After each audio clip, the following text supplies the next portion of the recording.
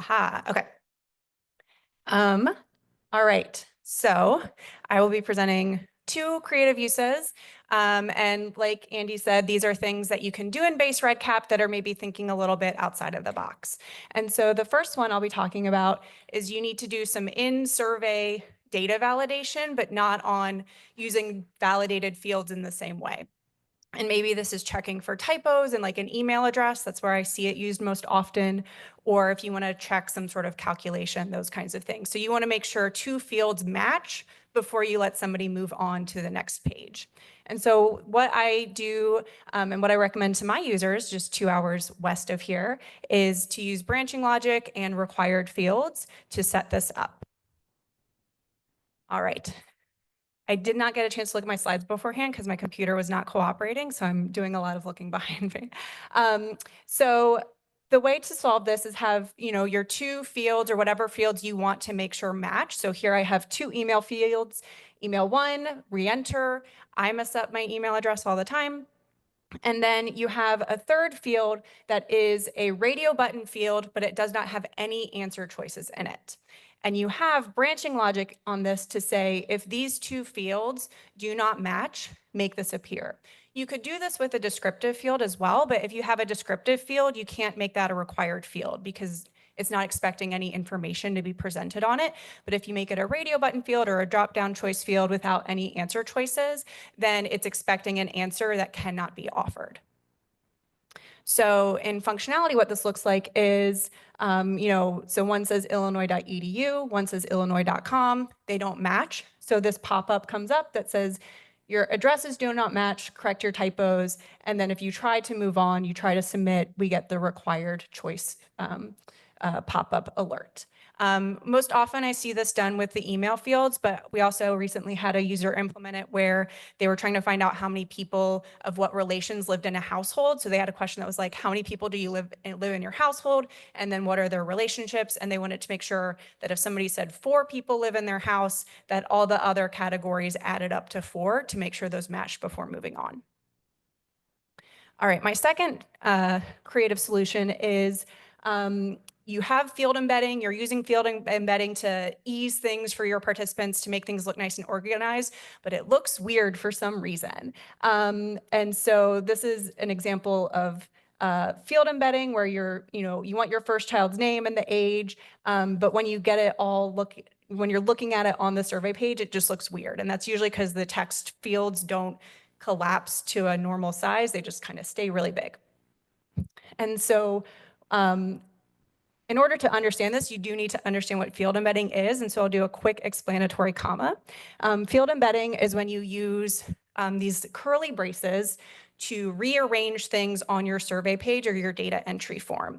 And so it can more closely replicate a paper form then, so things are organized in a very specific way. So here we have an example of where when somebody says they want to select that they are not one of the races listed, but another race, and they want to enter it themselves, instead of popping up below that question, it pops up next to the other option when somebody selects other. So that's just a quick example of field embedding. So to tidy up your field embedding and make it look nice, what I do a lot of the time is use a table with hidden borders to just make things look really, really clean. And so then all of the text boxes are the same size, everything's on the same row, and you can really arrange things to look really, really clean and organized. I do spend a lot of time looking at HTML table like column widths, which is maybe not good for my mental health in the short term, but in the long term, it makes really, really nice looking surveys. I believe these slides will be available later, so I will not read this to you, but these are just steps of how to add those hidden fields in case you're not familiar with the rich text editor or some of that functionality in REDCap. And with that, I believe Isaac from Innovative Hematology is after me.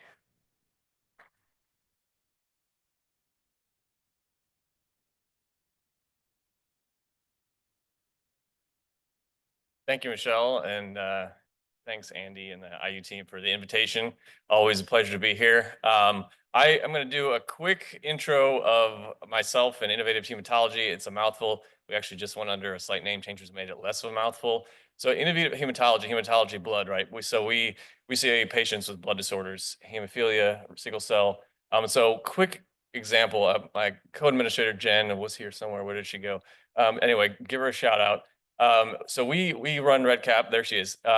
And just two quick examples of how we use REDCap at Innovative Hematology up near St. Vincent Hospital. One, medication adherence, hemophilia, and some of the other blood disorders as medications. One new came out recently, and we use REDCap to assess a new medication adherence scale. More on an operational side of things, unfortunately, as many of you probably experienced about a month ago, multiple tornadoes coming through this area. We actually use REDCap from an operational side to do a tornado drill check-in. So just quick examples there. And I do want to jump back into the reason of the talk here, creative uses. So let me do that. And so this one is called Stop Means Stop. So for my almost 2-year-old toddler, stop means stop, not very often. But for my 4-year-old Kerrigan here, stop usually means stop. And I just want to give, oh, sorry, I'm going the wrong way. Helpful. Get this right. There we go. Stop means stop. So there we go. Thank you, Michelle. I appreciate the help there. So I want to give a shout out here to the Llama Lab. Kerrigan here, my 4-year-old, is just recently graduated a Llama Lab study. So the amazing staff, Farisa, Hannah, and Campbell, are here, and they absolutely epitome of what Paul talked about earlier in terms of kindness, science, and collaboration, and how it matters. They were amazing. And so they are part of the language development lab, Llama Lab, part of Purdue. And so check them out if you want to. It's just amazing to see language development in kids, nieces, nephews, your own kids. And so it was awesome to see them and be part of that study where they use REDCap to collect some of their data. So thank you to them, and appreciate you letting me take you on a quick detour REDCap in the wild. Okay, let me see if I can get this arrows correct this time. All right, I did it wrong again. All right, so back to stop means stop. So you may be familiar with this, and actually Amanda and Molly in their talk just right before the session, I know we were split up a little bit, so not everyone was in that talk, but they talked about how they, in their eReg binder project, use this feature. If you're not familiar with where the stop action is and you're creating a form field, you look for the red hand to initiate this box. So depending on how you want to set up your survey, you can create a field which you want someone to actually stop the survey. So, and again, let me get this right finally. All right, so you set it up, and here's what happens when someone's taking a survey. You get this prompt, end survey or return an edit response. Well, you can imagine you may not actually want someone to be able to return and respond. If you're screening somebody for a certain study and they answer a question a certain way, you probably want them to stop and not change their answer and maybe slip in accidentally or unintentionally. So what can you do to remove that button? Well, let me tell you. So you probably can't see this. I will show you this syntax in a moment. But the key here is you need a descriptive text field and use the @hidden_action tag. And then this, you're just using the style tag and this syntax right there. You copy and paste that into that descriptive text field. You hit save, and voila, that feature to allow for returning and changing is gone. So that way you can truly cause someone to end the survey if that's what you need. Yep. And yeah, these slides should be either available already or will be available later. So don't worry if you don't get that right now. Okay, so now on to the next one. And the credit to Jeff Hawley at Duke for that creative use. And then this one I'm presenting now is from Scott Carey at Johns Hopkins. So this one is where you may have a need to have slightly different script or language depending on how you're asking for data to be entered. And this is a solution. We use the multi-language management tool within REDCap. That's all you need for this one. So as you might guess, you have survey mode, please enter the information, versus, hey, and you're doing an interview or a phone consent or something like that, where you might need something very prescribed, but in a way that's easy to read and easy for a coordinator to walk through very quickly. So REDCap to the rescue with multi-language management. Let me jump to Where that is, if you're not familiar, on the left-hand side in REDCap, and you click on that, you get some helpful text and a little tip, which you shouldn't really have to say, but I've fallen for this trap. Read the text that REDCap provides. It's very helpful. You avoid a lot of headaches and delays. So in order to, the first step of this is actually pretty simple. You hit the add a new language and you do that. And then step 2, you export that language into whatever format you want. The blue icon there is how you export that. Step 3, you go into this file and you make a couple quick and easy changes. You change the key and the display. In this case, we've changed it to English US dupe. Change it to whatever you want. English US 2, pretty easy. Step 4, this step 4, depending on the setup at where you're at, or if you change institutions, you may have to ask your administrator to help with this. But you then upload that changed, you initialize your second language, and you upload that here in the from a file option here, and you hit continue. And that's where you then assign your different files in your different languages to either survey mode or data entry mode. The top is data entry for English US 2. The bottom is survey mode for English US. And then the next step is to make sure on when you are doing interview mode to add the appropriate language for the various fields on your form and make sure you hit save. And voila, here you are with the different formats. Can you tell me your last name, or please enter your first name? So that's the 2 creative uses I had, and I'm going to turn it over to Dan, the 2024 MVP.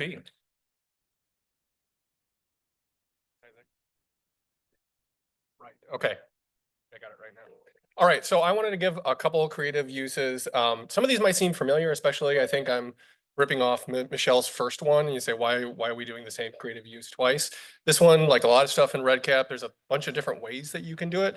And I really wanted to illustrate specifically, and we saw it with the last one as well, using some creative style tags, some injection of CSS into your surveys to add some functionalities that you really couldn't do without things like external modules or complex coding. And like all of my favorite creative uses, they start off as security exploits. So we're always just waiting for Vanderbilt to kind of find out about it and see if they get rid of it. And so far, they've been very accepting of this creative use. So I hope it continues to get used. So you can see here from the example is sometimes you just want to make sure that someone can't progress or finish the survey. You want to make sure that all the elements are there or a specific response has been entered in. And you can see here is that once someone either selects the value of yes, the submit button will appear, but failing that, it will just not appear. So the way that we are doing this is going to be another style tag exploit. And you can see that you can use this style tag in calc text fields to make that CSS dynamic, which means it can change based on what's going on in the project, on the form, in the survey. And you can see from the example here, a laser. I have a laser. We have the name of the descriptive field or the text field itself right here being piped directly into the field label for it. This means that you can also just hide this field in general so your end user won't see it. You can see the CSS that will be injected using the calc text here. Again, not super helpful, just to show you a bunch of text. So these slides hopefully will be made available to folks. And you can see what it's doing is a calc text with an if statement to say, if this field is empty or the answer is no, inject this. So it's a style with a identifying what you want to modify and then what you want to actually modify it to. In this case, display none, which would mean it would hide the buttons. And then we're using this important to make sure it's overriding any other CSS that might be on the page already. And then just as a FYI, and I don't know if I have the ability to actually press play on things, I always like to be lazy. And so I encourage you, if you are new to CSS or you don't know anything about it, use a lot of the AI tools they have out there. Specifically, I like using Bard, and I can really just tell Bard, hey, I want the web page to do this. And it'll generate the CSS code and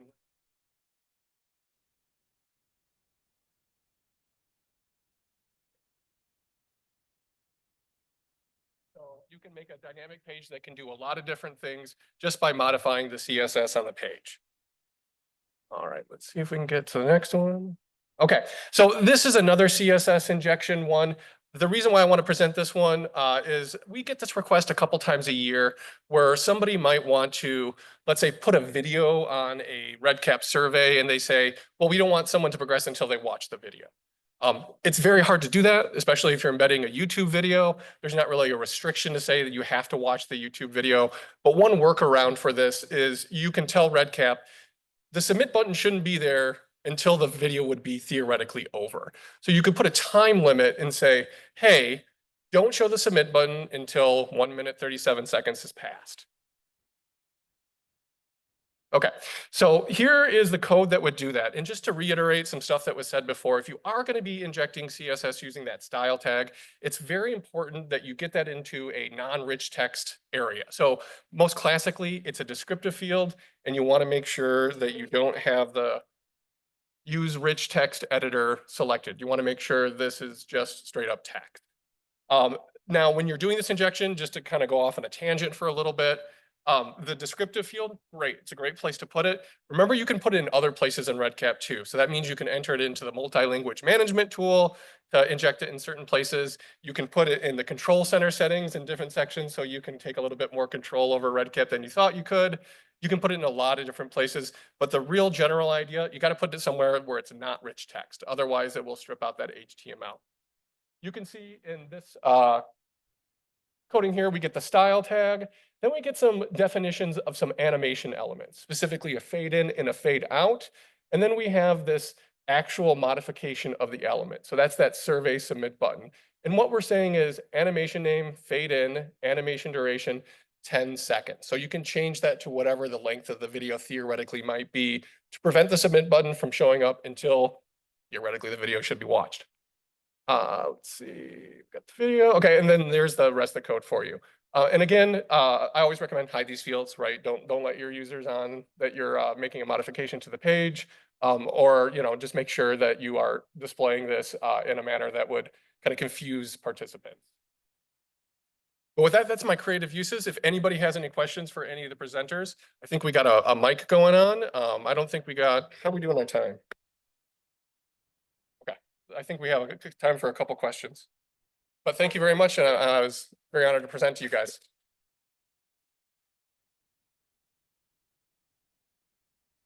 Hi, so I just wanted to mention on the embedded fields tip using hidden tables. It's a great idea. We use it. You do that a lot. One caveat there is sometimes when you set that up, you might notice a slight vertical offset. Something to look for. It's really, really minor and hard to see, easy to miss. But that just means your columns are not wide enough. And so sometimes when you're in the designer, it's hard to tell if your columns are wide enough. So if you see it's not lining up just a little bit, check your column widths. Hello, hello. Oh, this is fancy. Yeah, another question about the embedded fields for the table. I think it's just super interesting aesthetically wise, but I was wondering on how this looks in like the data export side whenever you're downloading everything as a report. Yeah, that's a great question. So it's not going to affect the data export at all because those that table is going to be a descriptive field, which is not going to be exported because it doesn't contain data in it. When you use field embedding, all of the data will still be exported in their own variables in the order in which they exist in Online Designer outside of the embedded, like outside of the container field. Does that make sense? Yes, that makes a lot of sense. Thank you. Yeah, of course.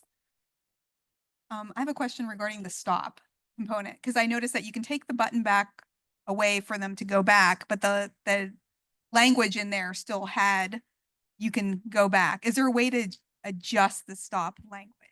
Yeah, that's a good question. I noticed that too, and I don't actually, I bet there is a way, but I don't know what that way is.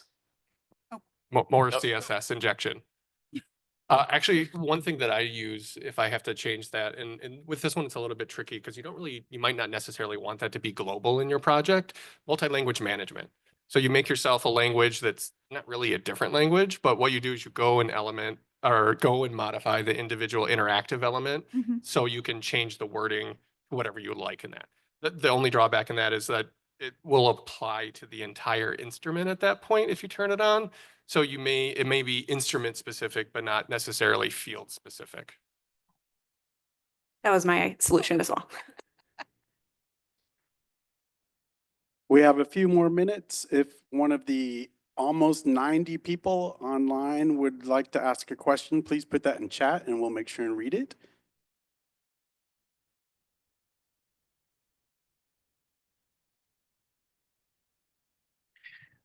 Okay, this is a little bit of a funny question, but I'm going to ask it anyway.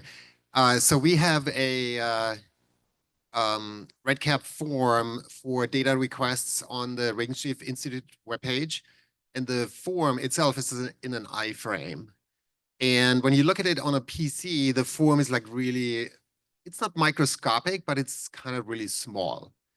And so I emailed our director of data services the other day, and I said, hey, you know, can't we make this like more readable and so on? And she said, yeah, we've talked with our tech people and they tried things and they didn't. So I'm like, well, I know Alex Chang at Vanderbilt, so I'm just going to email him. You know, so I emailed Alex and he's like, yeah, no, I checked into this. I didn't see really anything. But I'm thinking, so is it possible to upsize the whole page? I know there's like buttons at the top to size the font, which would do it, but the problem is it doesn't make the page itself bigger. You know, you make the font inside the page bigger, so the readability increases there, but the page on this in this iframe just doesn't grow. So is there a possibility to make this bigger? And I'll be happy to supply the URL for this. Yeah, so and one of the challenges with embedding, and if I understand it right, you have a web page, you have an iframe, and embedded in it is a survey. Okay, so the challenge with that, of course, is different devices will display stuff in iframes differently. You know, you do the 80-20 rule, try to make it look the best you can. With that CSS injection, that style tag, you do have the ability to kind of call up individual elements or just in general, like the body and define font size. I would say start there, try modifying the big sections of the page where you could say, okay, now it looks better, now it looks worse, and then kind of work your way down to individual elements that might be a little bit more difficult to read. But of course, testing is going to be the key there, right? Not just on your device, but on a different device to see if it might look good for a Windows computer with a resolution of a 1020 or whatever, but then you put it in a mobile device and all of a sudden you can see only one letter of the thing. Take a good look and make sure that it's going to look good on different devices. Yeah, but what I gather from your comments is, you know, when I design a table, for instance, on a web page, I can say, you know, 100%, so it fills out the width of the page it's in. But that does not seem to be possible with the survey in REDCap. So you can define text size in general, like right in the survey settings, you can say, I want it to be this. And then of course, in each individual field, if you flip it to be, you know, the rich text editor, you'll have a little bit more leeway to enter in specific HTML. I am not a 100% expert coder in HTML, but I do know that there's ways to declare font sizes reactive to different environments. So I would say, could you? Maybe. I don't know enough. Maybe go look to see if there's a way to code the HTML to make the font size responsive. I will add that there is in the survey settings also a way to change page width in the REDCap survey settings. I don't know how that would interact with an iframe, but if you haven't looked at that, that might be a good place to start as well before you start doing the style tag injections. And I think we're done, right? That was a great segue. Perfect. Let's thank our presenters very much.